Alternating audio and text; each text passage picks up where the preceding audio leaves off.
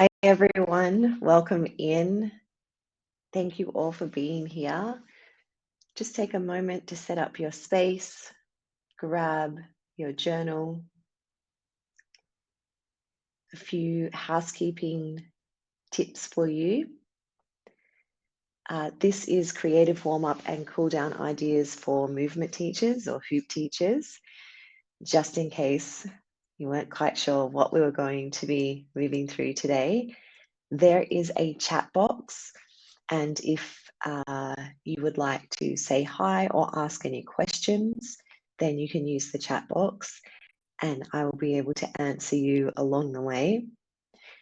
There will be question time at the end where you can ask any questions that you like about what we've covered today or about Hoop Love Coach training or hoop teaching in general.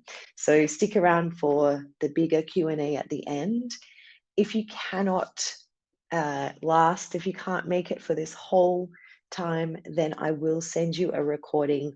But there's going to be lots of fun tips. So grab a journal, grab a cup of tea, make yourself comfortable, and let's get started. I can see a few people are jumping on, just making sure that we're all ready to go. So today we're looking at creative warm-up and cool-down ideas for teachers, and I was really excited about this one. It's not something that I've shared outside of Hoop Love Coach training much, unless you've come to my workshops or unless you've been in my classes. And it is the way that we open and close this very important creative and safe container as teachers. So it's going to be a fun one. If you do not know me, my name is Deanne Love. We have probably met somewhere, hopefully in real life, but maybe on some amazing platforms on the internet. I am a hooper, a teacher, and the creator of hooplovers.tv and Hoop Love Coach Training. And you can find me sharing hoop love around the internet. How about you? I know we have a few people coming in. If you can find the chat box, I'd love to hear from you. Just jump in, say hi, let me know where you are from or where you're hooping in the world right now. It's always really beautiful to connect with hoopers, and there are so many of you around the planet now. Hooping continues to grow and grow, which is such an amazing thing to witness. More hoopers, more teachers, more movers, contributing to a much more creative, playful, and mobile world. And now more than ever, we're really being called to that movement for healing, for health, for presence, for relaxation, for stress relief, all of those essential parts of life. We've got Jen coming in from the US. Ah, yes, you did my Hoop Love Coach training a few years ago. Welcome. Hi, Shelley. This is the beautiful thing. Shelley's also from the US, teaching hoops in Seattle. This is the beautiful thing, that it's a continuing journey. And sometimes, I'm sure that you know, if you are a hooper, sometimes you've got the hoop bug and you're hooping a lot, teaching a lot perhaps. And then other times you're taking a bit of a break, and that has been my journey as well. And it continues, so it's really powerful. Welcome, everyone. If at any point you want to jump in and say hi, the space is there for you. And if I miss it for any reason, we'll come back. So grab your journal, switch off any distractions. I know that's really challenging. Get your questions ready if you have them. Hi, Judith, welcome. So beautiful.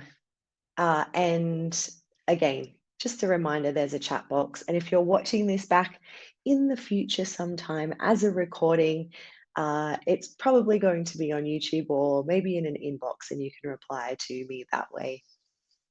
So just a quick reminder at the beginning before we get moving that the final Hoop Love Coach training of 2021.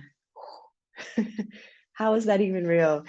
We start next week, and it's an interesting time because we're rolling out with one incredible group of new teachers and we're rolling into the next. other beautiful Hoop Love coaches jumping in here. Welcome, everyone. And a lot of people become hoop teachers for a whole range of reasons. Uh, I would say that if you are doing any kind of training, whether that's online or offline, to improve your teaching repertoire, never ever do it for a certificate. I always say this, don't try to do it for some like assessment or completion, because teaching is so much more than that.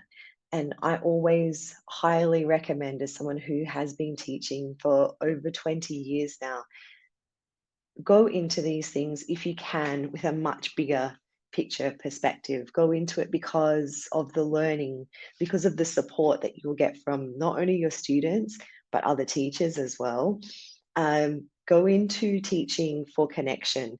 And a lot of you who are already here as teachers, you'll be like, you can check these off, like, oh yeah, maybe it's some reflection time for you. Absolutely move into the realm of sharing and teaching for yourself. It is incredible self growth. Even if you're sitting in a space right now where you might feel self doubt, or a lack of self compassion, they all come with it. There's the light and the dark as well. So acknowledging all of that. Some people go into teaching as a career. That is me. It's not everyone. Uh, it's definitely a purpose. A lot of people talk about, what's your life purpose? For me, I feel very fortunate to have found that my life purpose is sharing and teaching. So do it for purpose, even if it's not your entire life purpose, for service, to be of service. It's something that's bigger than you, outside of yourself, for growth, community, fun, most fun job on the planet, and passion. Okay, let's move forward, because I'm really excited about sharing these warm up and cool down ideas. So it's like the beginning, the opening ceremony, and the closing circle. Really important to create. Now, sometimes people jump on here and they might not know me, and they're like, "Well, who are you? How do you know what?" I have been doing this hoop sharing thing for a very, very, very long time. And so, what I want to share with you today are things that, creative ways to open and close your class that actually work, that have actually, I didn't just like pluck them from my crazy imagination. I have actually used them as I've taught all over the planet and created hundreds of tutorials and taught courses online and offline and teachers and all of these things. I'm constantly collecting creative ideas. So for you to show up and me be able to share that with you is amazing, because I actually get to release. So so I guess what I'm really saying is that I hope that if you are a teacher or you have the opportunity to share in some way, that you will take what I'm sharing today and transform it into your own way and use that in your classes or your workshops. Hopefully, this will give you some inspiration, some courage. So, one of the most valuable things that we can offer for our students, whether that's one human or a huge workshop in some huge retreat center, does not matter. It doesn't matter if you're in the backyard, in someone's living room, out on the street, in a fancy studio. One of the most valuable things that we can offer to our students is a safe container to learn in.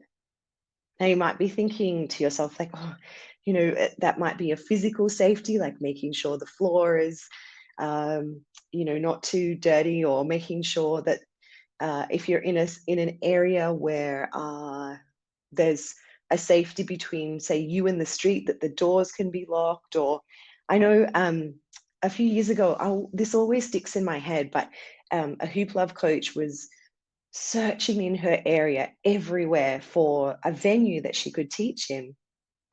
And she found this really perfect venue. And if you are a hoop teacher, you'll know that sometimes it's really challenging to find that perfect spot that's not too expensive, that's in a good area for you and your community, and that is safe. And I always remember this story, that she had found this perfect space to teach hooping in, but the bathrooms were outside around the corner in the car park. And for this particular teacher, to her, that meant that it wasn't safe because her students would need to go outside if they did need to go to the bathroom for any reason during in the night. The venue was in an area that she felt was unsafe, and so for her, that venue was then put on the backlist, and she continued to look. So safety for you and your community is going to mean something different. But once we get into the classroom, or once we get into the teaching learning space, creating a safe container to learn in, that's our responsibility as teachers. So how do we create that safe container for yourself as a teacher, and then also for all of the amazing humans that have shown up? Remembering that they're probably quite nervous, just like you might be as a teacher. They might be wondering what's going to happen in the class if they're new. I mean, I know a lot of you have students that come back time and time again, but that doesn't mean that they might not be nervous. They might. What we have to remember is all humans are coming from all these different. Some have come from work, some have come from a big day with their children or partner, or their own emotional stuff. So how do we create this safe container once these humans come into our space? What are some things that we can do? The first thing is the language that we use. And you can use this just as a bit of a reflection time if you like, maybe thinking about the types of things that you like to say, how you like to say them, how you greet or meet other humans that come into Hoop with you. And I always like things to be, when I'm communicating online, or when I am communicating with another human in my classes, to be really clearly defined. So this is what we're going to do.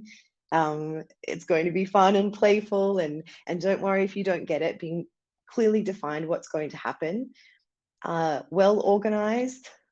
Sometimes I'm sometimes I'm not too organized, but once I come into the space, I like it to be very decluttered, or very minimalist, so that we can hoop. Hoops need space, and openly communicated. So this is what we're going to do.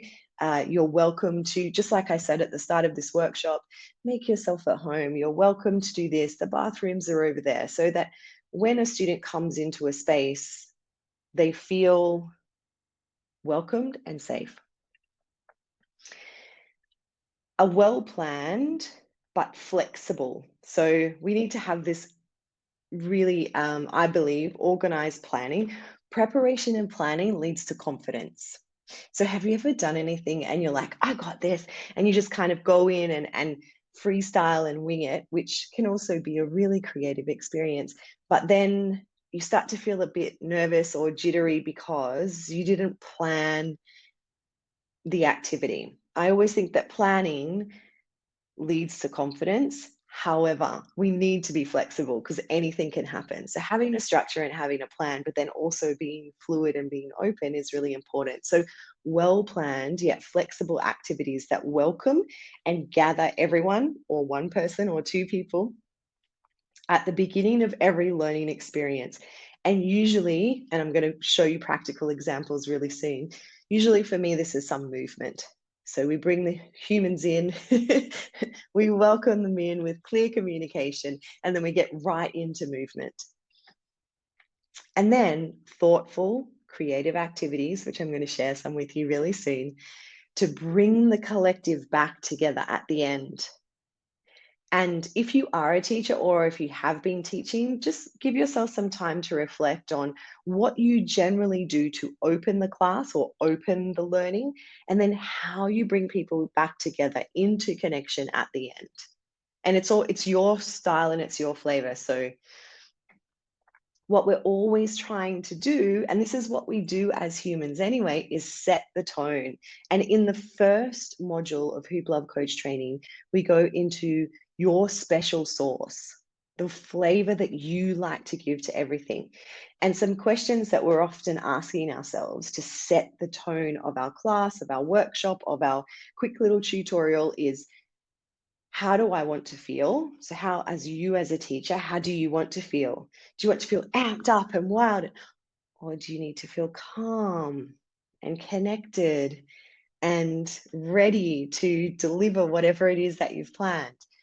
How do you want your students to feel?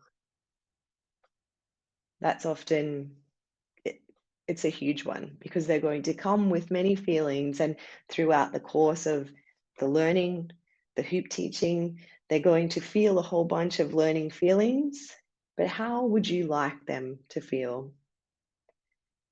And what do you want the energy of the space to feel like? Here's a tip. Safe, uncluttered, not too many distractions. Of course, this is going to be different, and I talk about this quite a lot. It's going to be different if you teach outside. So if you teach in a park, and this is one of the downsides of teaching in a park, although I love outdoor teaching, and I think it's become more and more needed in this time. A lot of hoop teachers are taking their classes outside if weather permits. One of the things is there's lots of distractions. Now that can be challenging as a teacher that wants to create a safe container. If you want your classes to be welcoming and connected and playful, then we're going back to those things: being organized, being prepared, having clear communication. And these are just some questions to ask yourself. And we go into a whole bunch more. If you've done the teacher training with me, you know, there's a lot of questions. The answers can ebb and flow as well. Okay, so warm up. A warm up prepares the body, and often in traditional athletics or sports or anything to do with the body, a warm up will be to get the heart rate up, to prepare the body for movement, to make sure that we reduce the possibility of injury, all of those really important things. But it also prepares the mind. And these creative warm-ups that I'm going to share with you are focused on both of those elements: bringing humans in, preparing the body, but also settling the mind for focus, fun, connection. A warm-up brings the group into connection. Often if you're going to share a game or some kind of movement activity, you are in this together. And it also defines the space. So we have this much space to move in. It gives your students a little bit of time to recognize where they are, remembering that all of your students will have different feelings as they come in there, different safety concerns, different issues that we're wanting to create this safe space for. All right, let's have a look. Here's some practical examples. Now, as I give you these practical, creative warm-ups and cool downs, I want you to think how you, with your special sauce, would either modify that or take that and try it in your next class. Take it and try it, because I want it to feel like it's something that you might want to do.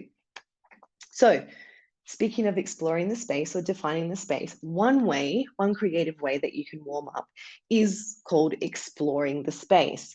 And this is a great warm up for the body. It's also a great warm up to understand spatial awareness, to get connected with other humans in a very gentle way. So, the other cool thing about this one is that you can modify this and use this warm up every single week if you wanted to, and it could be very different. What you're going to do for exploring the space is ask your students to move around the room. You might have done this in a theatre class, you might have done this in a dance class, or you have to walk around the room. And you're going to give instructions on how they move throughout the space. So you might put on a piece of music that feels appropriate, and you're going to ask your students to start by gently walking, moving throughout the space, noticing the texture of the space, noticing the humans in the space, noticing the floor, the ceiling, and then you can start to mix it up. So once everyone feels like they're moving with or without a hoop, depending on if your students are completely new or not, depending on how comfortable you feel guiding with or without a hoop, as they start to walk through the space, moving in amongst each other and around the room, getting to know it, you can give them other modifications. So asking them to walk backwards suddenly. So change, asking them to walk on their toes, to start to make subtle eye contact with other humans or other students, other friends as they walk through the space. Maybe begin jogging, perhaps leaping, disco dancing, star jumping, galloping, sidestepping. So you can see that it helps to connect. It helps to prepare the body. It helps to look at the space. It can also be a really gentle way to get humans, if they're feeling a little bit nervous, a little bit socially nervous, they're walking through the space and seeing some other familiar faces, or as we do as humans, profiling and being like, okay, these are the other amazing humans that I'm going to be hooping with. So that's one way. A second warm-up that I like to do, that I've always incorporated in some way, is embodied spirals. Now, embodiment is to feel the movement in the body. And so I can't really show you here, but if you are seated on the floor, you can start seated if you like. But I just want you to think about all of the different ways that you can warm up the body with spirals. But if you are seated cross-legged or on a seat, depending on the mobility of your students, you're going to start to create these churning Kundalini-like spirals in one direction and then the other. Perhaps with some appropriate, beautiful music on. Then you might guide your students to bring spirals or to spiral up from the floor. So asking them to kind of spiral down and spiral up, connecting the body, connecting the breath and the mind, perhaps arm spirals. And this can be as freestyle and creative in their own style. They're not actually copying you, you're just giving guidance so that everyone gets to feel that sense of they can do it in their own way. Leg spirals, full body spirals, taking up the entire space spirals. So the warm-ups to usually 5, maybe 10 minutes if you're doing some hooping warm-ups. This is a hooping warm-up, creative arm flow. This is something that I use quite successfully in many different classes, and you can modify this. It's great for group connection. It's great for a bit of fun and laughter, but everyone's standing in a circle, or if you have 1 or 2 students, they're across from you in a safe distance. And this is really great if your students are already waist hooping, already on body hooping. What you're going to do is go around in a circle, and each hooper offers a creative arm action. So if the first hooper, waist hooping, first hooper does like windscreen wipers, all of the hoopers do that. And then we move on to the next. Perhaps they do arm spirals while waist hooping, or anything else like a modification. You could also do this with footwork. You could do this with different dance moves, and it just gives everyone in the class a chance to contribute and connect. It's a fun one too. Maybe if you've done a theatre class or a movement class, you've also done something similar. And again, feel free to modify. Okay, mirroring. This is a beautiful one. I've actually done this in a lot of other hoop teachers workshops as well. And it works wonderfully for all different tricks. It works wonderfully for all different levels. So what happens is you can choose a specific trick, or you can just keep it open. And as you get your students to start moving around with their hoop, moving around the whole space, when they come close to each other or connect eye contact, this is a beautiful socializing game, connect eye contact, one of them just naturally starts to do a move, and that other person will mirror it. And then as that finishes, they'll start moving around the space again. If you find that humans get stuck and they're just like mirroring each other, you can have some kind of guidance like moving along, or keep flowing, keep moving throughout the space. So again, usually with a hoop, this is a great one. And you get your students to move throughout the space to music freestyle, but then when they make eye contact or come into connection with another person, perhaps it's something very simple, maybe it's barrel rolls, or maybe whatever they like. When they connect, they mirror what that other person is doing. I hope this is sparking some ideas for you.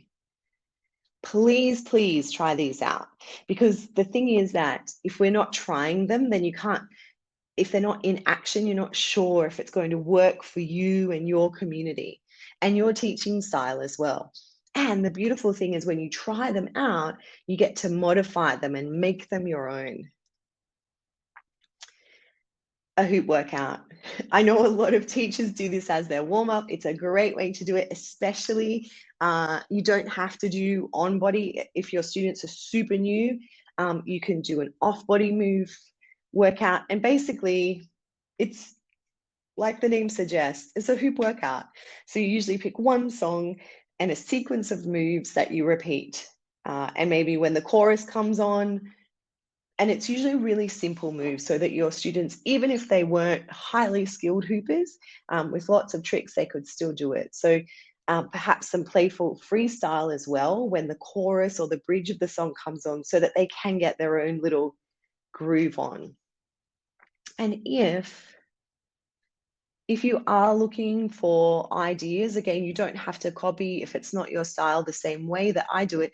I have so many hoop workouts on YouTube. So you could just take a little look. If you're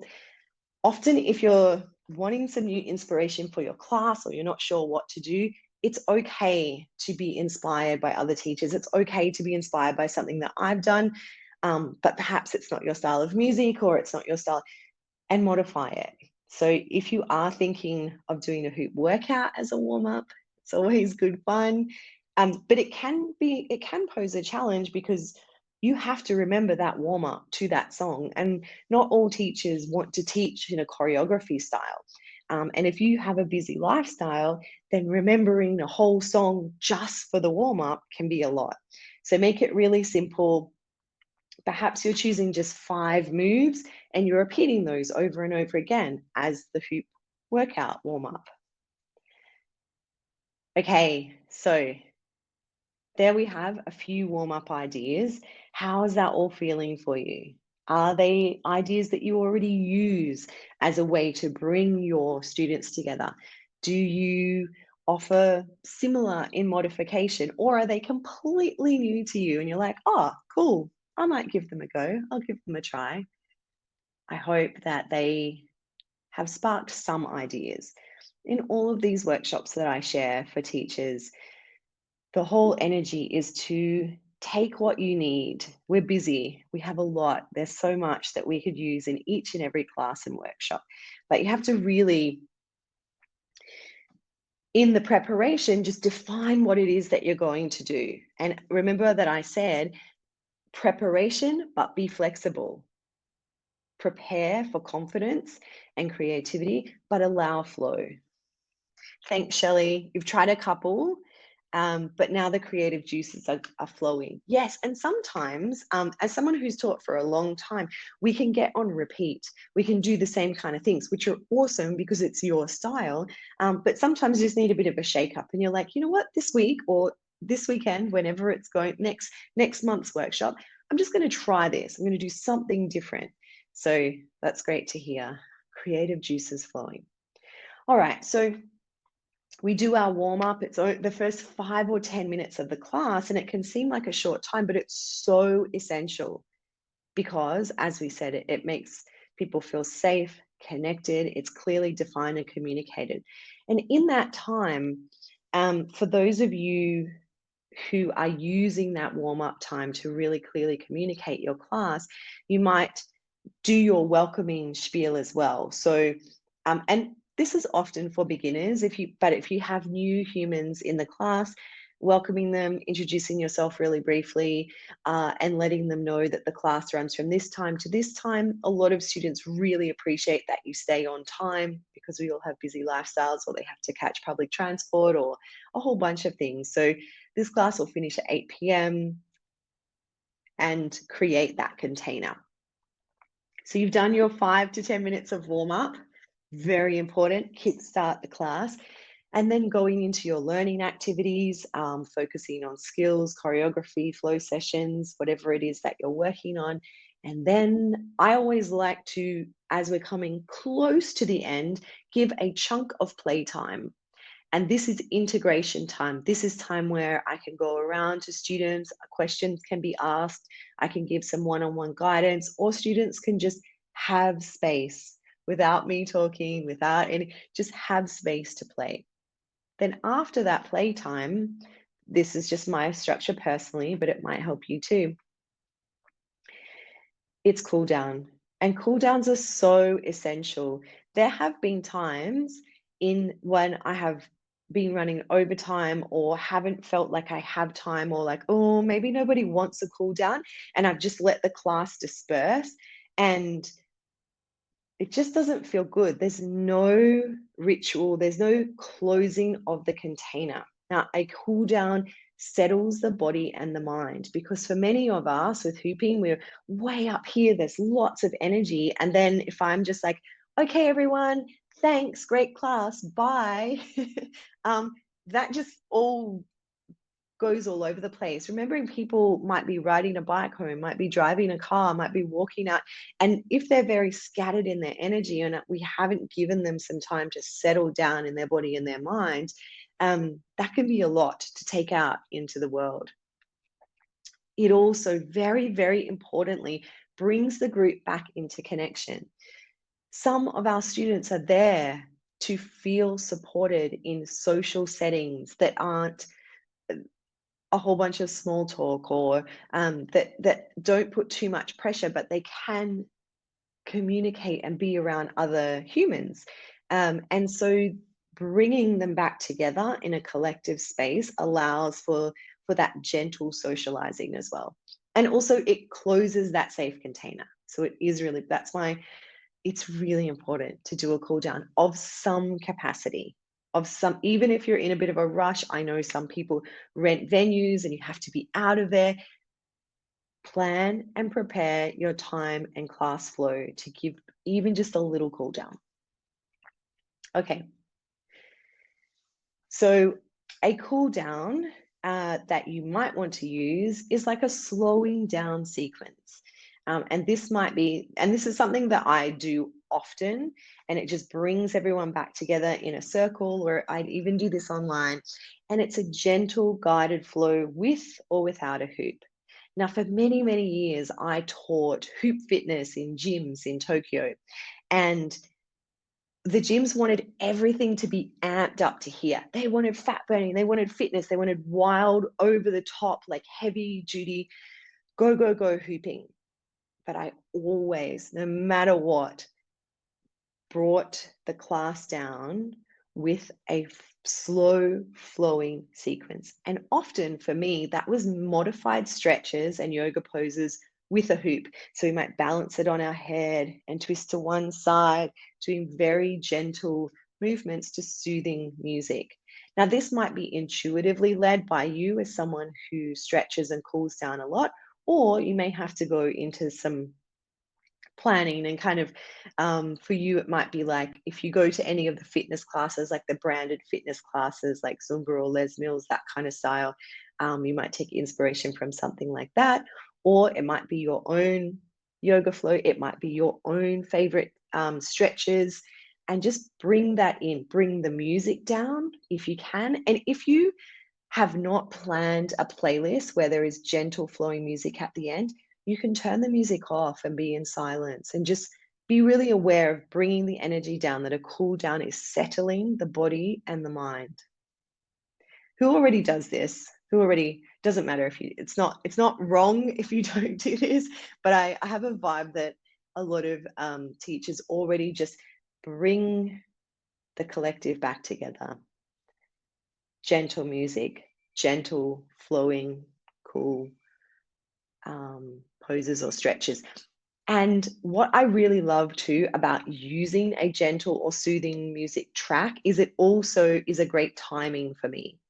Like I know that song is going to be about 5-6 minutes, and I can hear that the song is progressing and then it comes to an end, and then we have stillness. Shelley says, my students love the cool down part of the class and it helps them feel grounded, and me too. Yes, this is everything about the cool down. As we know, hooping, it may look like fun and play, but it brings up a lot. It brings up a lot of energy. It can bring up a lot of emotions. It can bring up a lot of heart racing, breath work, or everything. It's a full body expression. And so often students will really, really appreciate this part. It's not only really essential for their body, but also, yeah, as Shelley said, it really helps us to feel grounded and reconnected and settled, ready for the next part of the day or night. Okay, this one has a bit of a tip to it. So another cool down is to ask students to offer their favorite stretch or self-care. So each student offers their favorite stretch or a quick self-care tip. And of course, as the leader of this group, you're going to support and modify for safety and inclusion. So if one student says, and we want to be really open to if you are going to open the space up, and this is actually a really interesting way to explore your teaching and facilitation. If you are going to open up to the group and say, offer a self-care tip or a stretch. So let's say, for example, the structure was everyone's in a circle, perhaps they're seated, perhaps they're standing, and you say, we're going to, for tonight's cool down, we're going to go around the circle and I want each of you to share your favorite upper body stretch or relaxation. There's a few things that can happen. That can be a lot for some people. They might not know a favorite, they might not have a favorite. So to modify that, you might, to make it feel more inclusive, you might say, would anyone like to share an upper body stretch? And then once you've kind of been there, let's say, and then of course you're going to need to give modifications. So if over the head is not appropriate, then you might have to bring it in front or behind. And the other thing, so, and then you would have to guide. So if one person says, yeah, this is my favorite, after, roughly like 10, 15 seconds of or 20 seconds of working on that stretch, then you might have to open the circle again. Would anyone else like to?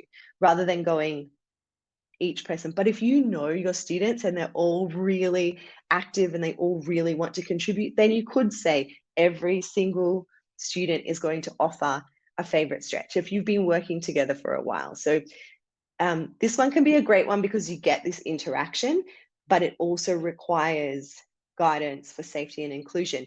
And if someone says, yeah, my favorite lower body stretch is like full splits, of course, I mean, me as a teacher, I can't do full splits, but for someone else, that might be amazing. So you would have to offer some modification there and say, maybe just legs stretched out at the front, or I'm feeling like you know what I mean. Hey, Vertilius, welcome. Oh, you just got home from work. You truly are amazing, and there is no need to apologize. Okay, another cool down idea is an expression circle. So each student offers a movement that expresses how they're feeling after class or at the end of class. It can be silly, it can be vibrant, it can be emotional, it can be expressive in any way. It can also be with or without a hoop. And so again, a circle formation is often quite great unless you're doing some kind of recap where you might be like on stage and then all of your students are sitting watching. If I have been to quite a few workshops where students like to video the recaps. So an expression circle is a great way for students to just become aware of how they're feeling and offer that up to the rest of the class. And then the rest of the class mirrors what they're doing and says, thank you, Sarah. So if Sarah does, I'm feeling, and she kind of like whirls her hoop around, really excited, then everyone else would do Sarah's really excited and say, thank you, Sarah. And it's just a beautiful connection and a way for self-awareness. And also, it can be really nerve-wracking for a lot of people. I remember going to my first hoop class ever, and their cool down at the end of the class was to get everyone in a circle, and then each one by one, we had to come into the middle of the circle and show off a trick that we had learned. And I was so nervous. I was terrified because I was just learning, and I didn't, what if I failed? What if everyone saw me and I did the wrong thing? It was really big stuff for me. So getting to know your students and making sure that you're creating a safe space, but also pushing them a little, guiding them, nurturing them to an edge that might feel more expressive. Okay, this one I've actually taken inspiration from 5 rhythms and from ecstatic dance. And if you have done 5 rhythms, if you have done ecstatic dance or nonlinear movement, any of the freestyle movement expressions, we come to stillness. We always come to stillness. Any of the moving meditations, we fall to stillness. And often I will use these in my classes too. So gentle music is a must. And you are guiding your students with not too much talk. So you can set this up, you can set the cool down up with a little bit of instruction at the beginning and then just let free flow happen. You guide students to explore the entire space, again with a hoop or without a hoop if you choose. So if you used a warm-up that was exploring the space, you might do it again at the end, but with a hoop, and using slow, soothing, gentle movements this time until they collectively come to stillness in a circle as the music finishes. So 1 track, with or without a hoop, gently, soothingly, calmly moving throughout the whole entire space, taking up as much space as they like in alignment with that settling. And then as the music, with the intention of coming back into a group circle, as the music closes down and everything settles and the music comes to silence and stillness, so too will all of the students be either seated inside their circle or calmly laying on the floor, relaxing. And this is a beautiful way for self-regulation for your students and for you as a teacher. It's okay to participate in your own cool down. If you do the exploring space as a warm-up and the coming to stillness as a cool down, and you have time for discussion, you might ask the reflection question of what was different when you explored the space at the start of class, and then when you came to stillness exploring space at the end of class, what did you feel different in your body, in your energy, in the space? What did you notice? Something new? They can just all be ways to bring class together. Okay, this is a fun one too. It can be very social and playful, and finishing the class with hoop formations. Hoop formations are, I wish that I had more photos to show you, or I wish I had a bigger space, or about 10 more humans in here with me. So hoop formations are when, as a group, maybe there's 2 people, maybe there's 6 people, we create patterns by holding our hoops together. So it might be like, I don't know if you can see, but it might be like sacred geometry. So you might create the flower of life as a group. It could just be 2 people, like you might pair people up and they create different shapes by holding their hoops, going over one another. If you've gone over time and you haven't had space for whatever reason, remember, we're prepared but flexible. So sometimes more learning, more teaching is needed, more time for playtime is needed in the class. If you have not had time to do a full cool down, then I highly recommend, at the very least, doing this. I traditionally called it a hoop hoop hooray, but you can call it whatever you like. You can allow your students to say or vocalize whatever they need. And this is where you come into a circle at the end. All of the hoops are in the middle. I'll show you a photo in the middle in a moment. All the hoops are in the middle, and you count to 3, and the students take the hoops up and let out something. Now, it could be something that you all decide on, like, I don't know, maybe it's someone's birthday and you're like, happy birthday, or it could just be some kind of hoop mantra, whatever it might be. And so it's going to look, hopefully you can see, it's going to look like this, where you take the hoops up and you can all kind of shout out. At the very least, if you don't have time for a physical cool down, this is a collective way to bring everyone together, and then you can have a chat. Now, as teachers, there are often things that we want to communicate at the end of class. And so when you have your students in a circle like this, you can say, hey, next week is the last class. Remember to bring this, this, and this. Or sign-ups for term 2 have opened. Or how are you feeling? What are you doing today? Whatever it might be, bringing the group together at the end is really powerful to communicate or ask questions or have reflection time or promote something else that you're sharing for the community. It's very important to do that face to face if you can. Okay.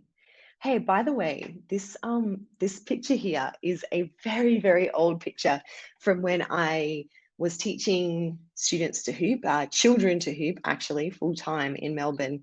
I don't live in Melbourne anymore, and it brings up a lot of nostalgia and amazingness. And Haley Hoopla and I are actually, for the last time this year, sharing or opening up our Little Circles program. So if anyone, I know a few of you asked me about that, but this picture reminds me of Little Circles. It's a toolbox for parents and teachers wanting to share hoop fun and games with children. So watch out for that if that's something that you're interested in. Anyway, questions. I am open if you have questions. I know this is a hard time zone for a lot of people, so we don't have a lot of people on here live today. It's a tricky one. Most of you around the planet are asleep, but if questions are coming up about any of this, about cool downs, warm-ups, maybe some comments, maybe questions about teaching, or if you haven't already done Hoop Love Coach training, perhaps you have questions about the training, you can let me know in the little inbox, or maybe you just want to say hi. You've made it this far. My hope for all of us is that those practical examples of ways to open and close a safe container for students. Thank you so much. It's such a pleasure to share that you will take them and use them in some way. I will wait a moment for any questions. And if not, I want to thank you so deeply for coming to connect. It's really, really incredible that hoop teachers keep showing up. And even if this is just a spark of inspiration for the next time someone connects with you at a party, or you might not want to do a full hour class. You're like, okay, everyone at this party. I would probably, I don't know if I do that anymore, but I'd be like, right, you all came here for a birthday party, but we're actually going to do a hoop party. But it's just always nice to have that framework in your mind that you're creating a safe space, because there's a lot of things going on for your students. And learning hooping, while we want to make it really fun and easy, breezy, beautiful, there are lots of elements that go into creating a safe space for humans. Now, for those of you, I don't know, I'm not sure who's on here that came to ask me questions about the Hoop Love Coach training. My inbox is always open. If you are a Hoop Love Coach, or if you're wrapping things up right now, I'm here for you. And all of these workshops that I share, probably about 4 times a year, these free workshops, are not to overload you or make you think that you're not doing it right, or to contribute to any self-doubt. They're actually the opposite. They're to spark something new, because lives are busy. There's a lot that's going on, and it does take a lot. I want you to really acknowledge that it does take a lot to show up and share and teach and give the way that you do. And I hope that you really, really acknowledge that and recognize that. It's very important. You're amazing and special. Shelley says, I find that when I teach, I get fairly amped up. Yes, and have trouble settling my own mind. Do you have any rituals you can share that help you unwind after class? This is actually really cool. You know, we should be doing warm-ups and cool downs for teachers. This is a very important question. Yes, hoop teaching is very amplifying. It's a lot. We put a lot of energy into it. For some of us, it can be like a real purpose and passion. So it means a lot to us. And then we get in there, and if you've been in my workshops or even now, I'm like, here, have this, have this, have this. We're giving and giving and giving a lot. Some things that I think are really, really important if you can do for yourself, first of all, while in the class, just take a moment to step back from what you're doing and just witness what's going on. Because we can get so, as you say, amped up, mixed in the giving and connecting. If you have an hour class or an hour and a half, just take a moment, just once, even to take a sip of water, just to take a deep breath, to witness what's going on in the class and acknowledge how beautiful that is. That can give you just a break, because if you are going on full throttle for that whole 90 minutes and then probably, hours in the lead up, it can be a lot of energy, which can lead to, I know a lot of teachers at the end get this big crash. And if you have a tendency to have quite introverted energy with an extroverted kind of twist, hello me, you will find that you can get amped up and give so much energy and then afterwards feel really kind of flat. I used to spend a lot of time overthinking at the end of my class, like, oh, I could have done this and I should have done that. And here's what I did. I don't have it on me right now, but I would just take a moment either in the car if I was driving to my classes, or sometimes, rarely, but sometimes when I was in Tokyo a lot, I was on a train. But often they were really packed and I didn't have time to write, but I would write down just some reflections. And it wasn't really like, oh, I did this wrong, I did this wrong. Like just things that I might modify or stuff that I enjoyed. So that was really important, just to do a brain dump. And I think that I say that a lot in Hoop Love Coach training too, like get it out of your head, because you also need to move on to the next part of your day or night, or try to have a big sleep. So writing it out, dumping it out of my brain. And then some of you have been to some of my nonlinear classes. And even before I knew the term nonlinear, I was doing this anyway. And what it is basically on a mat, on the floor, moving gently, releasing all of the energy. It can be just 5 minutes of just breathing, closing down my eyes, and just it's almost a little bit of sensory deprivation. And I need that after being so amped up. So I hope that helped. If anyone else has any ways that they like to release out of the brain and the body. Oh, cool, Shelley. Amazing. Hey, thanks, Miriam. Good night. It's 2 a.m. in the UK. You see, it's the challenge. Thank you so much for being here. I'm looking forward to starting on Monday with you too. I can't believe I'm even saying that. It's truly amazing that we're moving through this year so rapidly. Thank you for being here. Take good care of yourself.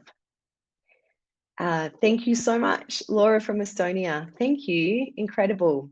Well, we are, speaking of the container, 4 a.m. No way. This is amazing to me. And I know I've definitely gotten up for when I'm doing movement teaching as a student, I've gotten up for online. This is the beauty of online, but it's a lot. So I really appreciate you being here, and my hope is that this sparks something for you, that it's practical. But yes, speaking of that container, we are coming up to the hour mark. So if you do need to jump away, then thank you so much. Take extra good care of yourself. Share what you can, and know I've got it here somewhere. Where is it? You are enough, and you're so supported. Other teachers in your area, myself, your students. If you're kind of sitting on the edge of self-doubt, take a little leap. Take your hoop with you. Take some students along with you. It's really worth it. Thank you so much. The class helped to inspire us. Carol, thank you. That's the whole entire goal, that there is some inspiration here for you. I will also send you the recording. If you have missed any of this, you can flick through it. I will try to put it on YouTube as well, maybe within the next 24 hours. If you missed anything, you can take some notes and modify it for yourself. I really appreciate you being here. I look forward to hearing about all of your hoop teaching events, adventures, and this on the screen here. You're enough and you're totally supported. Big love, everyone. Mwah. Thank you. Take good care. See you, Shelley. Big hoop love to you. Bye, everyone. Thank you. This was fun, and I hope it was practical too.